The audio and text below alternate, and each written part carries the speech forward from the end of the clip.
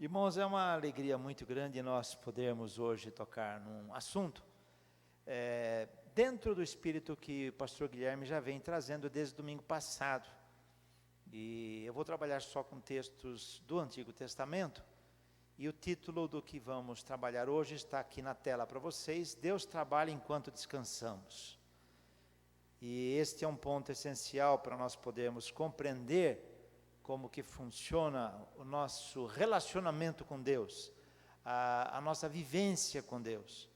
E nós precisamos avançar um pouquinho. Talvez os irmãos vão estranhar um pouquinho mais à frente uma abordagem que eu faço, que eu vou dar para os irmãos, porque eu trabalho com meus alunos um pouco, alguma introdução sobre uma área nova no campo da teologia, muito nova. Eu creio que em São Paulo, acho que somos em 3 ou 4 pesquisadores nessa área. Além de mim, temos 2 médicos, amigos, um neurologista, um dos mais antigos de São Paulo, Raul Marino Júnior, evangélico, batista, e um psiquiatra, Pércio de Deus, presbiteriano, e talvez mais alguém que a gente desconheça, e a gente vai trabalhar um pouquinho com neuroteologia, né? E os irmãos vão entender um pouquinho o que eu vou falar para os irmãos. Deus trabalha enquanto nós descansamos. Esse é o ponto essencial, e o texto-chave que eu cito para vocês é bem conhecido, que é este. Vamos ler juntos? Em paz me deito e logo pego no sono, porque, Senhor, só Tu me fazes repousar seguro. Esse é um dos pontos essenciais. E eu gostaria, já há muito tempo, minha mãe me indicou, há muito tempo atrás, eu era ainda adolescente, e ela sempre citava textos bíblicos, e ela um dia citou um versículo para mim, que eu vou citar mais à frente, e eu comecei, já naquela época, a me preocupar em estudar como Deus atua e quanto é importante o sono para a atuação de Deus. Então hoje nós vamos trabalhar muito com isso. Espero que os irmãos não durmam aqui, porque nós vamos falar de sono. Mas falando em sono, nós vamos lembrar que o sono é algo muito complexo, é uma área nova, inclusive no campo da medicina, o estudo do sono. E o sono, vem aí a pergunta: quem consegue dormir bem? Bem mesmo. Poucas pessoas, provavelmente. A Organização Mundial da Saúde chega a descrever que 40% da população mundial, isso publicado em 2015, portanto, há 1 ano e meio atrás, 40% da população mundial sofre com algum distúrbio do sono. Nova York, São Paulo, Hong Kong e outras cidades, são cidades que nunca dormem. Eu e minha esposa moramos num apartamento no 19º andar, onde temos toda a vista da Zona Norte, Zona Noroeste, Zona Oeste. E moramos próximo de uma avenida, e se acordarmos de madrugada, sempre está em movimento. E eu fico olhando aquelas luzinhas acesas de todos os prédios, porque nós vemos milhares e milhares e milhares de prédios. No meu canal no Instagram, de vez em quando eu posto algumas das fotos panorâmicas que posso tirar dali. De lá eu consigo, inclusive, enxergar da sala o Pico do Jaraguá e a antena do pico, e já imaginaram daqui até lá, ou de Perdizes até lá, quantos prédios existem, quantas milhares de janelas que a gente vê acesas durante a madrugada, durante a noite. É uma área de saúde em risco. O sono é uma área complexa. E vocês podem ver o rosto daquele garoto ali, né? Desesperado de noite, tentando dormir e não consegue. Já têm sido mapeados pela área médica, uma área medicina do sono, uma especialização não tão antiga, bem recente, uma série de distúrbios do sono, de disfunções do sono. Eu cito apenas algumas como exemplo: a narcolepsia, que é a pessoa ter sono durante o dia inteiro, né? E tem também a síndrome das pernas inquietas, em que a pessoa, ao dormir, ela tem trêmulos, treme nas pernas. Eu fico imaginando um marido, uma esposa que tem esse distúrbio, como é que deve ser o outro cônjuge ao dormir, né? Mas é preciso um tratamento sobre isso. Jet lag. A partir de 3 horas de diferença de fuso horário, você começa a ter dificuldades para dormir. Você vai daqui, digamos, numa região com 3 horas de diferença de fuso, você começa a ter uma confusão no seu ciclo arcadiano, isto é, no seu relógio biológico. A partir de 5 horas, a situação começa a se agravar. Me lembro que uma vez eu tive de ir para a Europa trabalhar, a primeira vez que fui, e eram 5 horas de diferença, eu estava voltando de Madrid para São Paulo, e quando eu acordei de manhã, eu pensei que já era hora do almoço. Era tão difícil, estava com fome de almoço, e veio só um café da manhã em casa, gostoso, que minha esposa fez, mas o sono começa a ter perturbação. Quem viaja muito a trabalho, a negócios, às vezes tem 12 horas de diferença.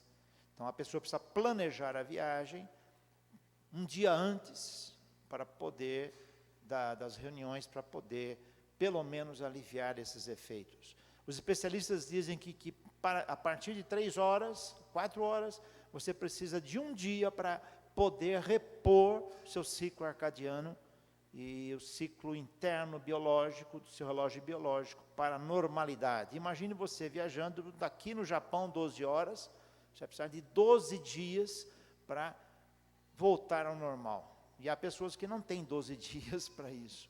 E há pessoas, então, que passam a sofrer o que é chamado de jet lag. Ao terror noturno, quando a pessoa de madrugada acorda, e às vezes entra em síndrome de pânico, e não consegue dormir, e às vezes tem problemas de ansiedade muito sérios, e a pessoa não consegue ficar acordada, consegue ficar dormindo, e pensando nos dilemas, nos problemas, nas gravidades que terá de enfrentar no dia seguinte. Recentemente um jovem estudante me ligou, e ele disse: eu sofro de ansiedade muito grande, e quando eu tenho um problema que eu não resolvi durante o dia, eu passo a noite inteira acordado em pânico. Eu tenho esse problema assim, assim, assim, e você fará eu dormir esta noite ou não? E o pior é que amanhã cedo eu prego. Eu falei para ele: por isso você vai dormir esta noite, porque o seu problema será resolvido assim, assim, assim, mas eu peço que você cuide da sua ansiedade, senão você não conseguirá sobreviver. Terror noturno.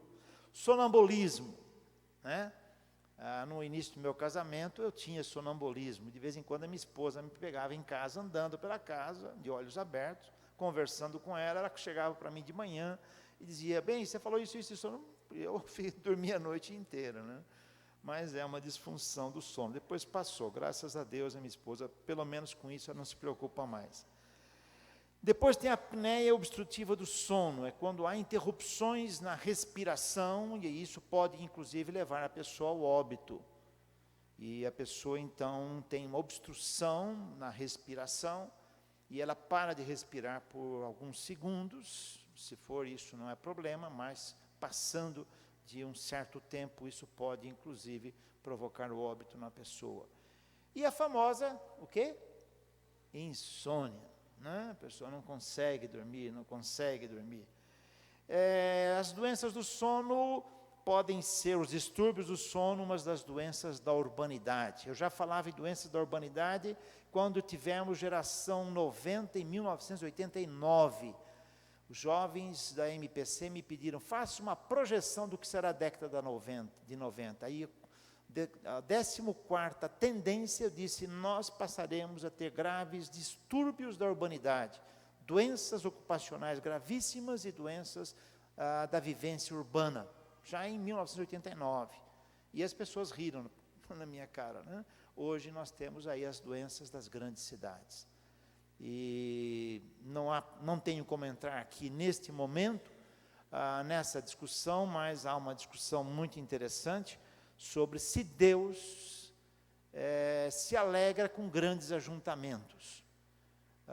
Nimrod criou as grandes cidades e Deus não se contentou. Há um autor específico que trabalha sobre isso, ele escreve um livro em português produzido como A Cidade, do original, Jacques Ellul, em que ele defende essa tese, que Deus se alegra com pequenos ajuntamentos onde há uma convivência.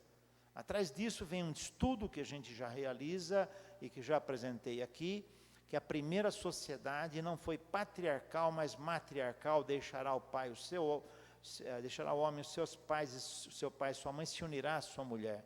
A impressão ali que me dá é que Deus queria um ambiente de lar mais afetivo, mais carinhoso, mais acolhedor. Depois da queda, vemos o patriarcalismo, onde o ambiente é de poder, de comando e racional. Essa é uma tese que eu tenho quando estudo ética da família. Sei que os homens não gostam, mas está lá no texto, o que eu posso fazer, né? Mas, então, isso traz também essa dificuldade da luta pela vida, também traz grandes distúrbios para o sono. Claro, nós não vamos discutir aqui como dormir melhor. Tenho grandes experiências vividas na prática. Por exemplo, até um tempo atrás, cerca de 2 anos, era costume eu dormir 3 a 4 horas por noite, acordar, trabalhar até meia-noite e continuar, conversar com a equipe médica, e muitos médicos dizem, olha, eu não quero, eu quero dormir 7 horas. Ele falou, não, mas esse é seu costume. Até que eu pude encontrar profissionais da saúde que me ajudassem a compreender o ciclo do sono e compreender detalhes, e hoje o padrão meu de sono é de 7 a 8 horas. Às vezes eu chego a dormir 9 horas, quando não tenho compromissos, não exagero, mas tudo bem. Para quem dormia 3 a 4 horas a vida inteira, mas já se descobre que certos produtos que nós ingerimos podem atrapalhar o nosso sono. Cafeína é uma delas, refrigerante especialmente, café. Há pessoas que não têm influência sobre isso, eu pelo menos não tenho nenhuma influência, mas há pessoas que têm.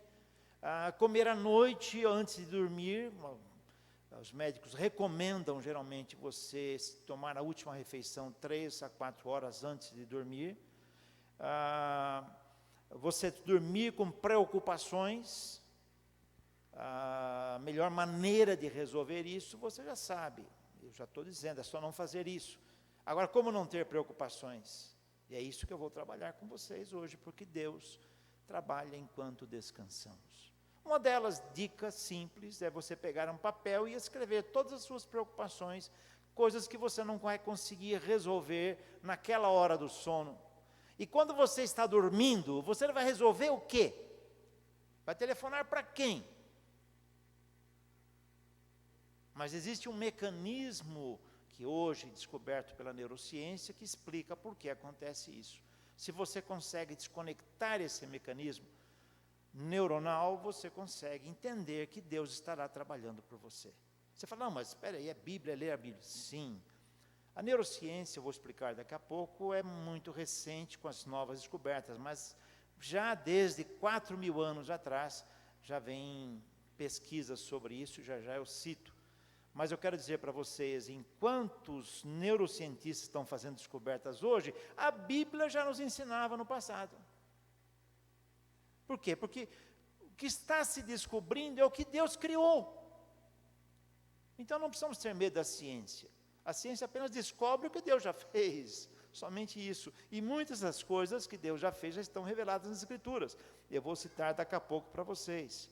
Então, se você é uma pessoa ansiosa, que vai dormir com 1000 preocupações, faça uma reunião de mesa redonda com você mesmo, antes de dormir.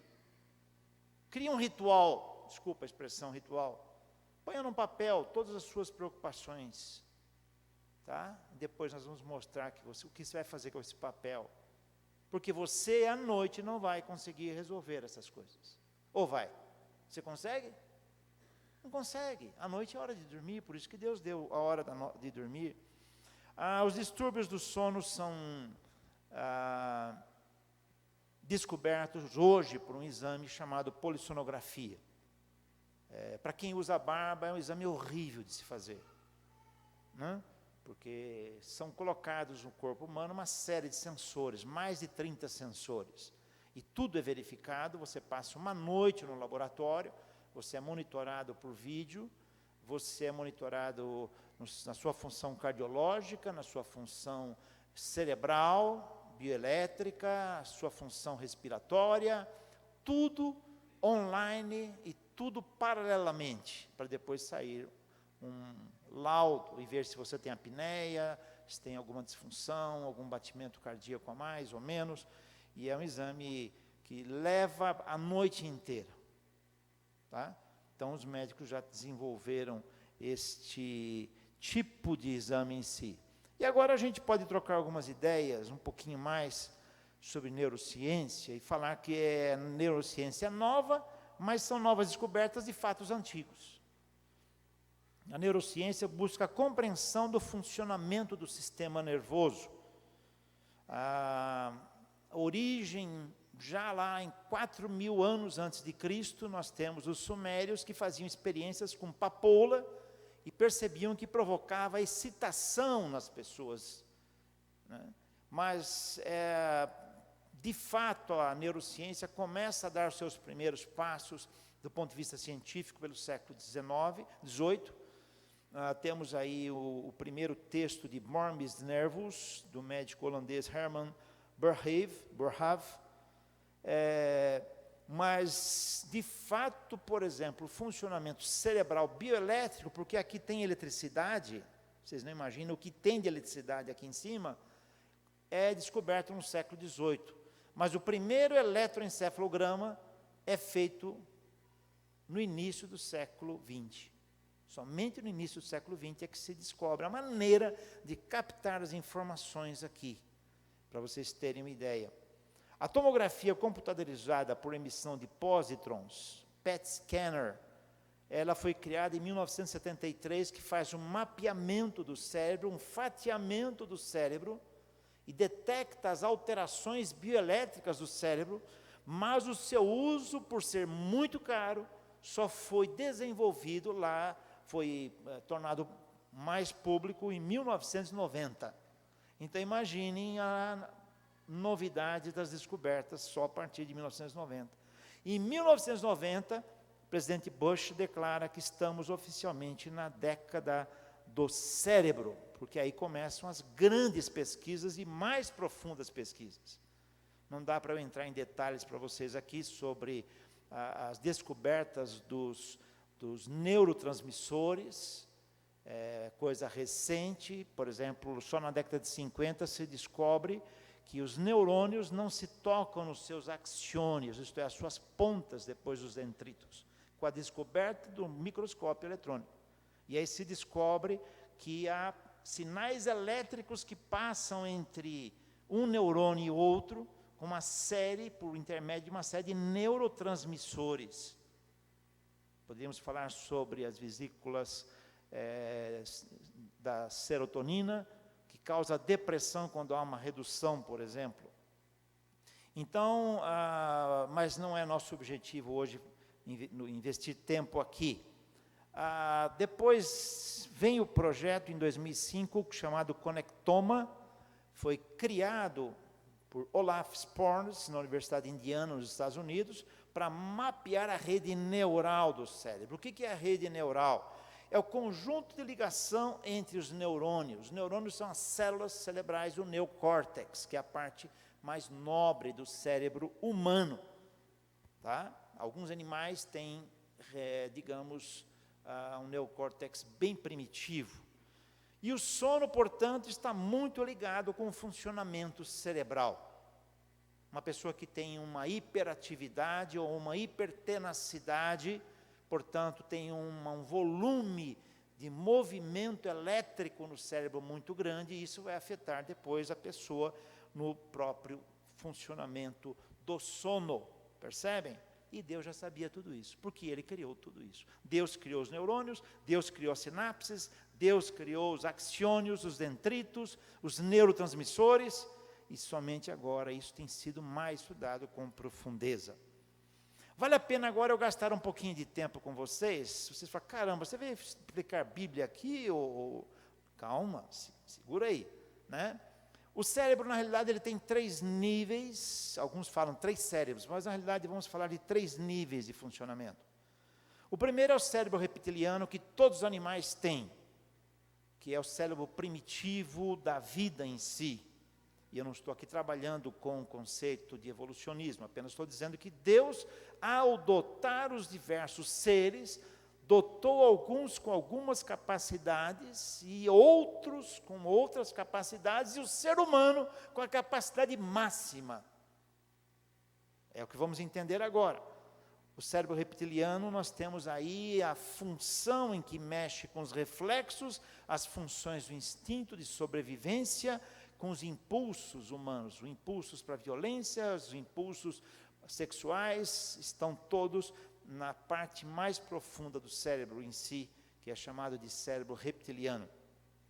E há um sistema que funciona na nossa atividade cerebral chamado sistema límbico, que é um sistema que processa as emoções, os estados chamados de espírito inconsciente.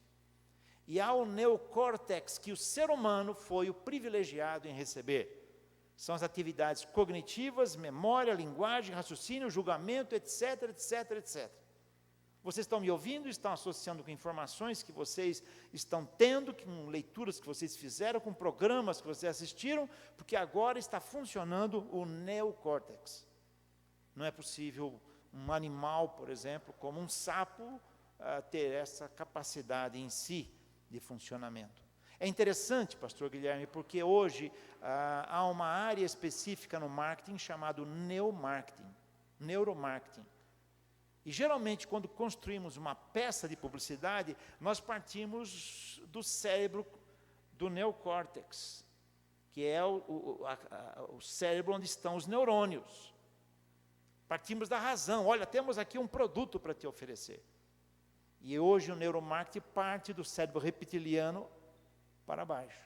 Outro dia eu mostrei para a minha equipe como fazer publicidade dos dois lados. Não é a minha área, mas é uma área que eu gosto.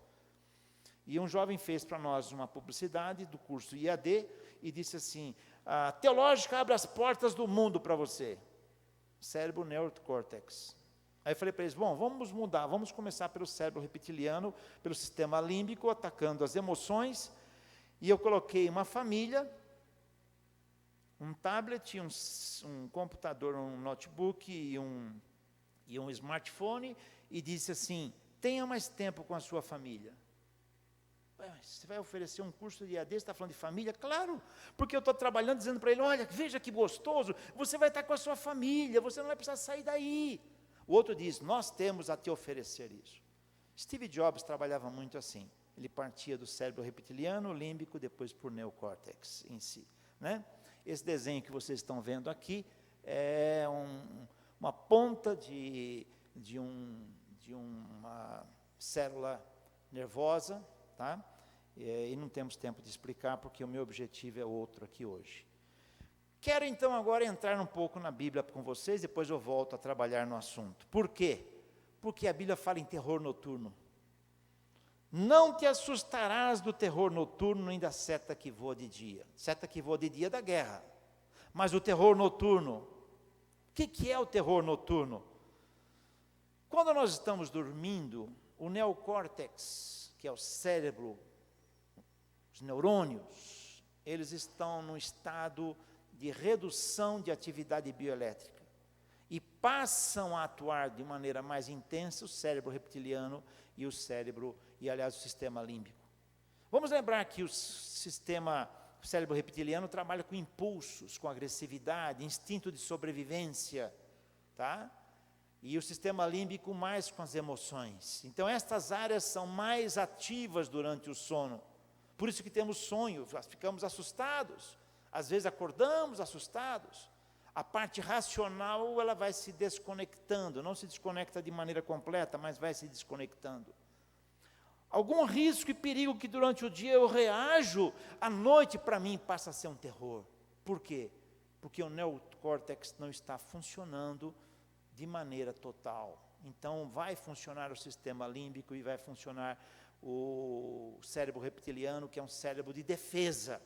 Então eu acordo assustado, eu tenho um terror. Nossa, eu não vou conseguir vencer, e aí perco o sono, insônia, passo a madrugada acordado.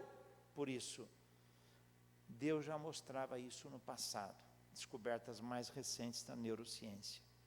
A Bíblia então mencionava já este fato. Como vencer isso?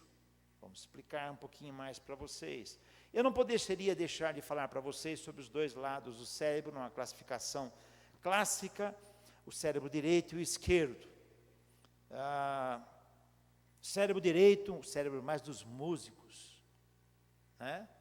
Não é isso, Rubens? Mais criativo, mais musical, mais lúdico. Cérebro direito, esquerdo mais dos racionais, dos engenheiros, dos lógicos em si. Pastor Guilherme, eu descobri, tenho descoberto nesses estudos, que as grandes questões que temos no campo da teologia, na realidade é uma tensão entre o cérebro direito e o esquerdo. Se você vai ver o pentecostalismo, é cérebro direito. Teologia clássica, cérebro esquerdo.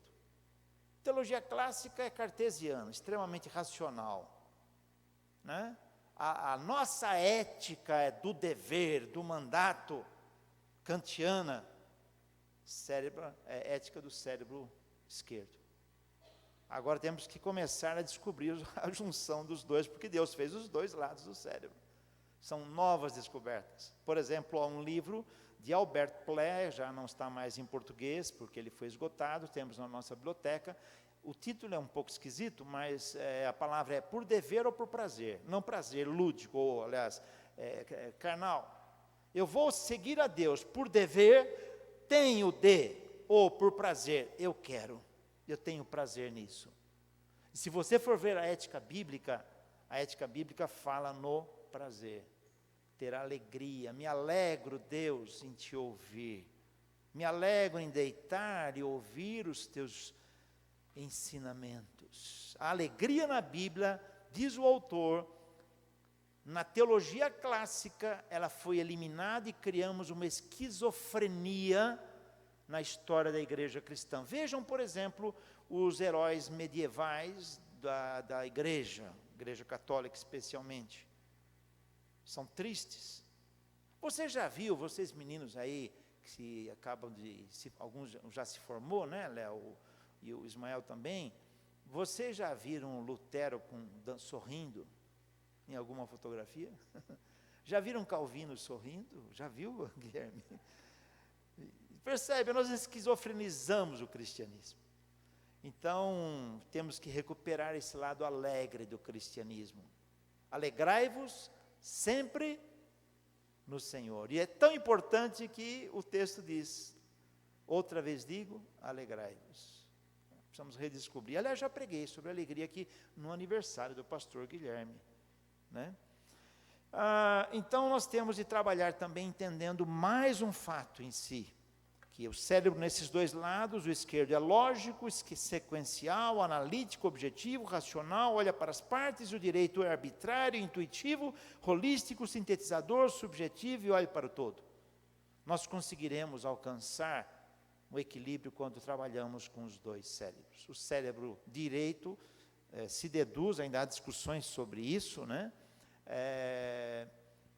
À noite ele tem um funcionamento maior. Então você precisa criar uma rotina para ir dormir, que não seja ficar vendo televisão ou coisa do gênero, até às vezes nem lendo. Então é preciso criar uma rotina. Eu uso rotina para dormir, eu uso musicoterapia. Veja que a música é importante. Eu vou dormir todos os dias. O único aparelho que eu tenho é Apple, porque para mim Apple é religião. O único aparelho Apple que eu tenho é um iPod, porque tem bastante possibilidade de armazenamento. E eu então vou dormir com hinos instrumentais, ouvindo. E na madrugada eu tiro, desconecto quando acordo. Porque aí o meu cérebro do lado direito, o meu lado lúdico começa a tomar conta do processo em si. Por isso que eu falo para vocês entenderem esses dois lados. Nós podemos avançar um pouquinho mais e daqui a pouco virar uma carga tão grande de textos bíblicos que vocês vão ver. O sono é uma das áreas mais jovens, portanto, da ciência. Até meados do século XX, os cientistas acreditavam que o cérebro se desligasse totalmente durante a noite com o único objetivo de descansar. Mas não é bem assim. Nós dormimos por 3 motivos, em geral, em resumo, numa linguagem popular e simples, para economizar energia. Então, o sistema metabólico, naquele momento, vai estar trabalhando muito mais para poder recuperar a nossa saúde, para fazer manutenção do corpo, portanto, e para consolidar a memória. Do ponto de vista bíblico, o sono está ligado a um princípio criado lá no início, no que eu chamo de arquétipo da criação, que é o descanso. O descanso, ele não é, digamos, algo nada menos do que uma simples descoberta humana. Não, ele foi estabelecido por Deus na criação. Deus trabalhou 6 dias e ao 7º descansou. Criou toda a natureza humana e a natureza, inclusive, terrestre, para ter um período de descanso. O livro de Levítico mostra a necessidade até de descansarmos com a terra, para ver maior produtividade. E nós fazemos a terra produzir cada vez mais, digamos, e estamos esgotando a terra. Isso produto da entrada do pecado no mundo, não temos tempo para falar nisso.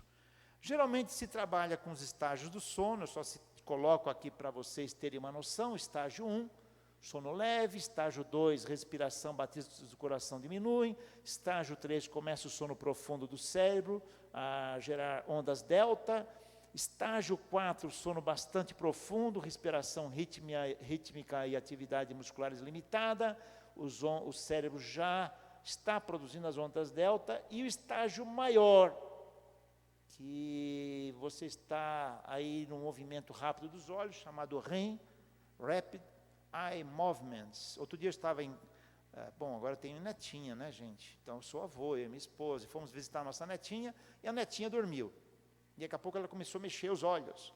Eu falei, olha, ela está no movimento REM. A minha esposa olhou assim para mim, um movimento REM, né? Movimentos rápidos de olho, porque já está no estado mais profundo do sono em si. Há um relaxamento total das pessoas. Muitas pessoas conseguem chegar no estágio 2, algumas ficam no estágio 1, o ideal é que você chegue no estágio 5. Há aplicativos para os religiosos da Apple e para o pessoal do Android, que você pode pôr debaixo do travesseiro e ele vai fazer o mapeamento da sua noite. É muito interessante. Eu usei 2, 3 vezes, depois começou a ficar meio neurótico o negócio, eu deixei de lado. Mas você pode usar e isso vai mapear como foi a sua noite. Eu não sei como é que funciona, mas funciona. Então nós podemos, a partir disso, caminhar. E agora vem uma cachoeira de textos bíblicos a partir dessas explicações. Deus trabalha enquanto descansamos. Salmo 3,5 que eu li no começo. Deito e pego no sono, porque o Senhor me sustenta. Quando eu falei para vocês fazerem aquela listinha das ansiedades, das pendências, das dificuldades, eu não tenho como resolver. Faz a listinha. Ajoelha-se ao lado da sua cama. Se você não pode se ajoelhar, senta na mesa da cozinha, da sala.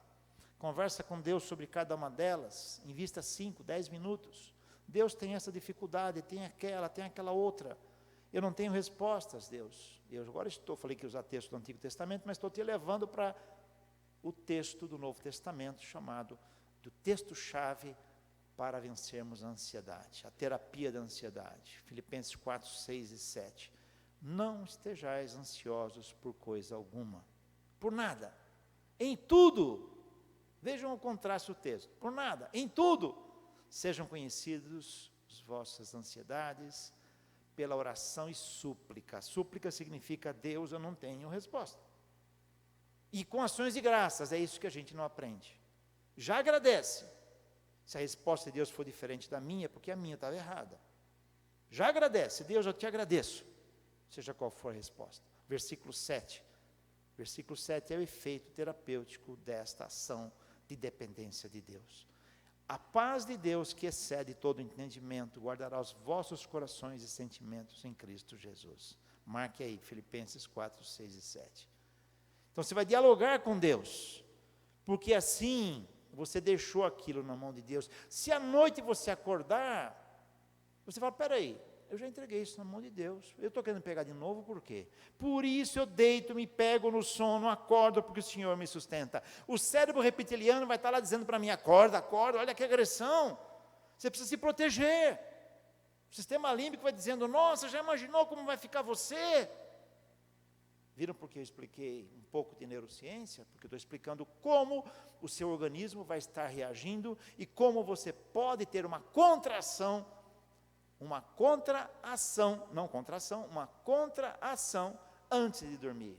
Quando você estiver no meio da noite e acordar, o cérebro reptiliano te acordar, o sistema límbico te acordar, você fala, peraí, vem cá, eu não vou permitir, e agora você está usando o neocórtex, tá?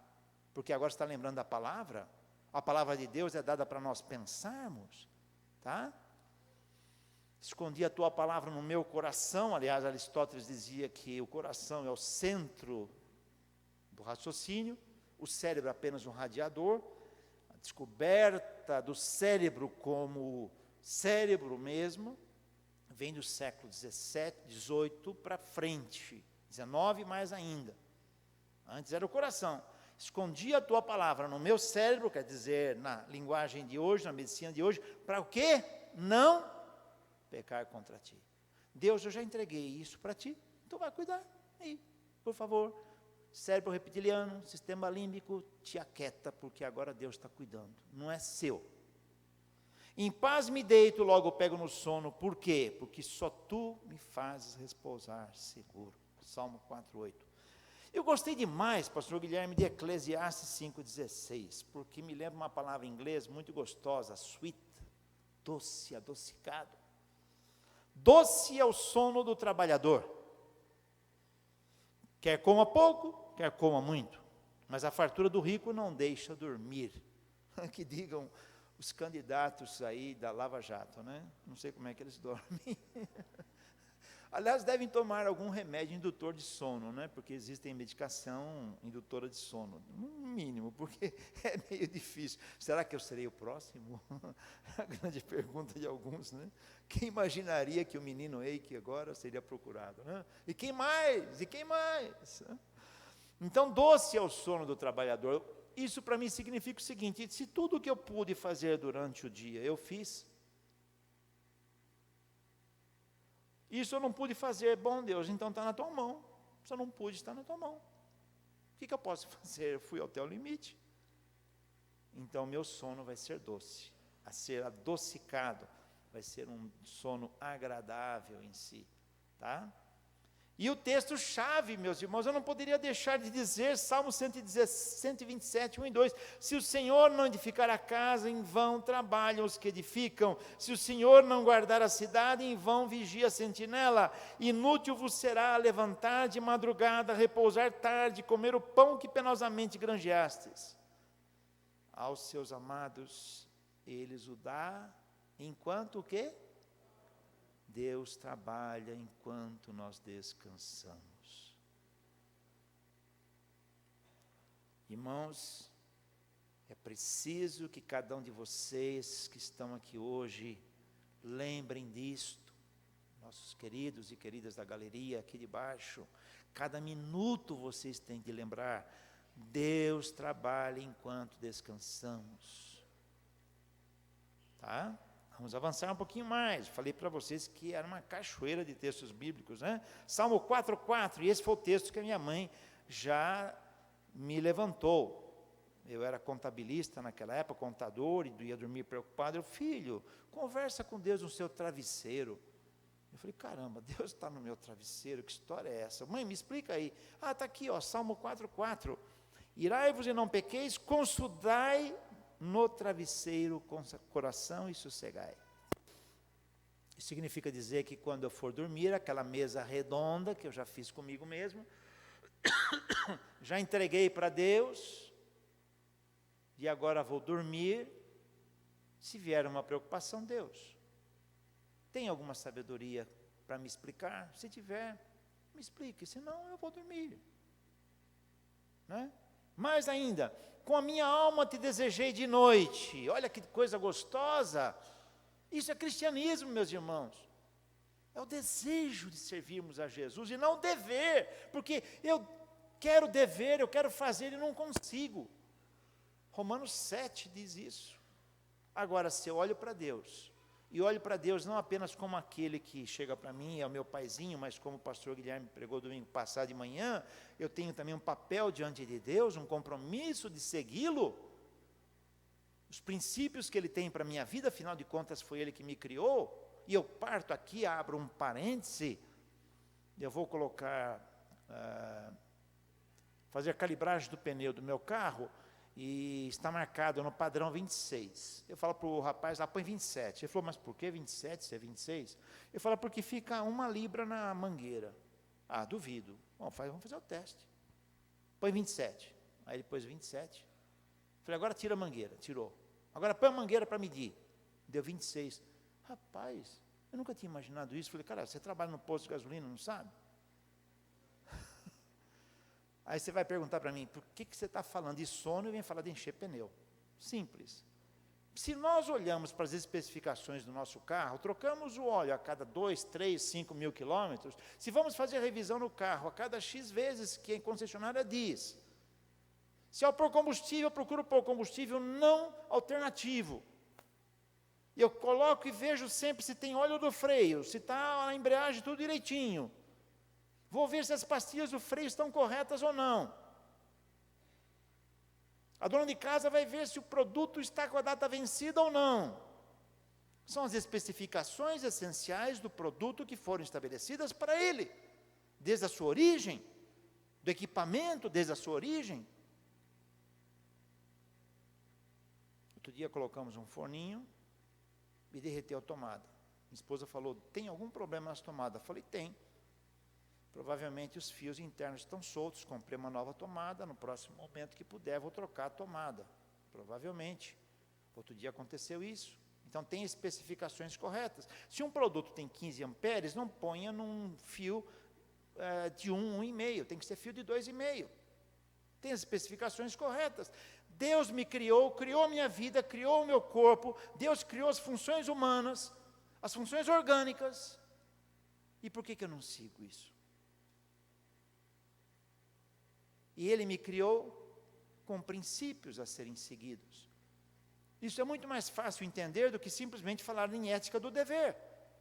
O ser humano que vive com ódio, ele terá disfunções psicossomáticas e que eu chamo também de pneumopsicossomáticas. O ser humano que vive constantemente com uma autocomiseração, aliás, eu posso te ensinar a ficar deprimido, em 3 dias você fica. Vou te ensinar agora. Tenha autopiedade de você por 3 dias seguidos. No 4º dia você está com depressão. Depressão comportamental, não precisa ir no psiquiatra. Ela não é orgânica. Perceberam? Então o corpo humano foi construído por Deus de tal maneira que nós temos alguns princípios a seguir, porque senão temos disfunções no nosso organismo. Então o texto diz, com a minha alma te desejei de noite. Eu fui criado para desejar Deus. Você foi criado para desejar Deus, desejar viver com Ele, em harmonia. Os teólogos dizem o seguinte, Deus nos criou para a sua glória. Tá, bonito. Teologia é que nem filosofia, explicar de maneira difícil o que todo mundo já sabe de maneira fácil. Vocês já viram um livro de teologia? O último que saiu publicado no Brasil, Teologia Puritana, desse tamanho. Não sei se o Ismael, o Léo já leram. Tem a dó, né? Eu vou ler um livro desse tamanho. E não tem, gente, não tem imagem nenhuma, só letrinha. Eu chamo os teólogos e digo, meus caros, por favor, tenham piedade do povo de Deus. Uso mais, viu, Rubens, o cérebro do lado esquerdo do que do direito. Do lado direito diria, faz um desenho aqui, faz um desenho lá, né? Conta uma historinha aqui. Por isso que o livro de filosofia, O Mundo de Sofia, foi um sucesso. Foi um livro escrito por um filósofo, mais pelo lado direito do que do esquerdo do cérebro. Então, o que eu quero dizer com tudo isso? Eu estou querendo dizer o seguinte, que Deus me criou para desejá-lo. E quando eu vejo na teologia que Deus me criou para a sua glória, está lá, está certo, porque tem um texto bíblico, Isaías 43, 7, não tem nada de errado nisso. Agora eu preciso entender isso. Agora precisa ser de cima para baixo, o neocórtex para entender, para acionar o sistema límbico, para acionar o cérebro reptiliano. Aí eu descobri, já expliquei para vocês, e vou só citar os 2 grandes mandamentos: amar a Deus, amar ao próximo, como a ti mesmo. O que é viver para a glória de Deus? Para desejar com a minha alma o Senhor quando eu vou dormir. É viver em harmonia e comunhão com Deus. Viver em harmonia e comunhão comigo mesmo, em primeiro lugar. Aliás, eu estou meio bravo com Timothy Keller, quando escreve o livro sobre o amor a si mesmo. Cometeu equívocos teológicos horríveis, né? Mas tudo bem, isso é outra coisa. Aí o que acontece? Amar-me a mim mesmo significa ter uma autoimagem equilibrada de mim mesmo, nem sentimento de superioridade, nem de inferioridade, porque isso vai afetar meu sono depois. Amar e ter harmonia com o meu próximo, amar e ter harmonia com a natureza criada. 3 itens que depois, na queda, foram disfuncionais. Então, com a minha alma te desejei, eu quero viver para a alegria e glória de Deus, quero viver para a minha harmonia pessoal, harmonia com o meu próximo, harmonia com o ambiente. Com a minha alma eu te desejei de noite, ó Senhor. Com o meu espírito que está dentro de mim, madrugarei e buscar-te-ei, porque, havendo os teus juízos na terra, os moradores do mundo aprendem a justiça. Então, até acordarei de madrugada para orar a Deus. E aqui eu conto uma ilustração que aconteceu comigo um tempo atrás, e um engenheiro de informática, de TI, me mostrou. Ele disse assim para mim, falei, o Ciro trabalha hoje no Mackenzie, um amicíssimo meu, ele era coordenador de informática, secretário de informática e história bíblica. Eu disse, Ciro, eu tenho um problema sério. Quando chega às 4 da manhã, eu acordo e não paro mais. Ele falou, sabe o que acontece? Você é uma pessoa ligada em 220. Você não tem tempo para Deus durante o dia, Deus te acorda às 4 da manhã. Lourenço, acorda, eu quero falar com você. Tá? Acontece isso. Então você vai ter que ajoelhar na cama, orar, conversar com Deus, desejar Deus, dialogar e volta para a cama. Bom, vamos avançando, senão vamos sair daqui às 3 da tarde. Hora de dormir. É hora do quê? De confiar. Quem não lembra desse texto, Salmo 35, o choro pode durar uma noite, a alegria vem pela manhã. Podemos ir dormir com um coração triste, uma enfermidade incurável, uma dificuldade, um desemprego, um relacionamento quebrado, algo que nós falamos durante o dia para alguém que não deveríamos ter falado, seja qual for, talvez vamos dormir com o coração entristecido. Mas quando fazemos a reunião conosco mesmo, da mesa redonda, colocamos aquilo na mão de Deus, pedimos que Deus trabalhe em nosso coração à noite, a alegria vem pela manhã. Senhor Deus, tem misericórdia de nós, por ti temos esperado, se tu o nosso braço, quando? A cada manhã, quando acordarmos, como também a nossa salvação no tempo da tribulação. Então, quando formos dormir, vamos lembrar que a cada manhã que levantamos, será um novo dia, uma nova oportunidade, uma nova maneira de encarar a realidade, talvez de conversar melhor com as pessoas, talvez de tratar melhor as pessoas. Isaías 26, 9, com a minha alma te desejei de noite, se o meu espírito, estou repetindo aqui, está dentro de mim, madrugarei, buscar-te-ei, porque havendo os teus juízos na terra, os moradores do mundo aprendem a justiça. Mostro aqui, é a hora de confiar. Avançar um pouquinho. A hora de dormir é a hora também do quê? É a hora de nós aprendermos. Filho meu, não te apartem estas coisas dos teus olhos, guarda a verdadeira sabedoria e o bom siso, o bom juízo, porque serão vida para a tua alma, adorno ao teu pescoço, então andarás seguros no teu caminho, não tropeçarás o teu pé, quando te deitares, não temerás. Isto é, o cérebro reptiliano não vai te atrapalhar, o sistema límbico não vai te atrapalhar, e o teu sono será o quê? Suave. Você vai chegar no 5º nível de sono, no REM. Provérbios 3, 21 a 24. Salmo 16, 7. Bendigo ao Senhor que me aconselha, pois até durante o sono meu coração me ensina. Meus irmãos, eu não sei como funciona isso, mas já aconteceu de eu ir dormir, feito a mesa redonda com Deus, com uma situação insolúvel, e chega de manhã, a solução está lá. Eu não sei como funciona, Deus faz isso. Ele trabalhou lá, no sistema límbico, trabalhou lá no sistema reptiliano, e quando chega de manhã, o meu neocórtex acorda, pega as informações e fala, a solução é essa. Salmo 17,3, sonda-me o coração, aqui o coração é o cérebro, de noite me visitas, é Deus trabalhando, mesmo enquanto estamos dormindo. Salmo 19,2, um dia discursa outro dia, e uma noite revela conhecimento a outra noite. Por isso devemos viver um dia por vez. A ansiedade nos leva a viver a vida inteira num dia, né? Sono, cuidados e riscos. Não ames o sono para que não empobreças. Abre os teus olhos e te fartarás do teu próprio pão. O texto é muito claro. Ó preguiçoso, até quando ficarás deitado? Quando te levantarás do teu sono? Se alguém tem narcolepsia, se é médica, precisa trabalhar, né? Precisa consultar o médico. Alguns têm por natureza, então precisa trabalhar isso, né? Não é à toa que eu coloquei aquele bichinho lá, né? Que é preguiçoso que só. A preguiça faz cair em profundo sono, e o ocioso vem a padecer de fome. Então temos muito a aprender sobre o sono. Vamos encerrar com duas frases. Primeiro esta: feliz daquele que no final do dia consegue ouvir os aplausos da própria consciência.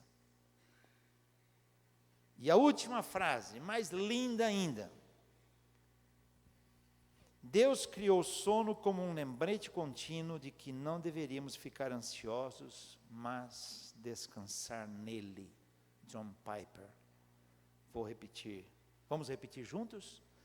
Deus criou o sono como um lembrete contínuo de que não deveríamos ficar ansiosos, mas descansar nele. Nós vamos ter um momento de oração agora. Eu não vou chamar ninguém aqui na frente, não precisa se preocupar, para nós entregarmos a nossa maneira de dormir a Deus. Esse é um momento de reflexão, e eu gostaria que você agora usasse o cérebro direito, esquerdo, o neocórtex, o sistema límbico e o cérebro reptiliano. Tudo. É o ser humano total, holístico, que muitos falavam no passado. Tá? Vamos orar nesse momento. Eu queria que você apresentasse a Deus as suas grandes preocupações. Tente reduzi-la a 3 grandes preocupações e deixe nas mãos de Deus. Prometa que esta noite você vai fazer uma reunião de mesa redonda com Deus e vai deixar nas mãos dele. Agora, vai lá, levanta lá, te dou alguns segundos para você levantar. 3 ou 4 grandes preocupações.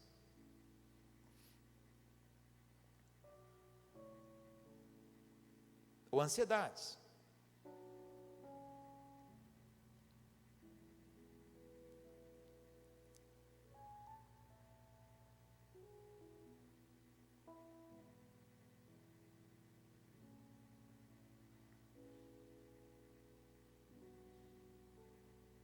Conseguiu? Agora prometa para Deus que hoje você vai ter uma reunião com Ele antes de dormir.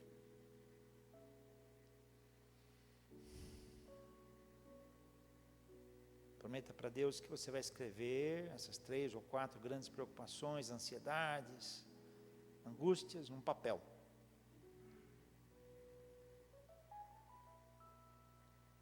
E vai dialogar com Ele hoje à noite antes de dormir e depender dEle.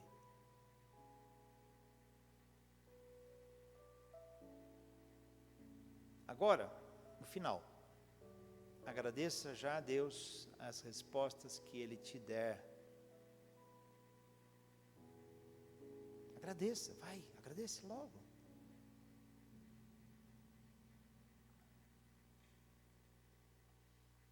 E quando o sono te acordar, você diga, olha, esse assunto é de Deus, não é meu não. Meu cérebro reptiliano sistema límbico, fique quietinho aí, vai dormir. Isso aqui já está na mão de Deus.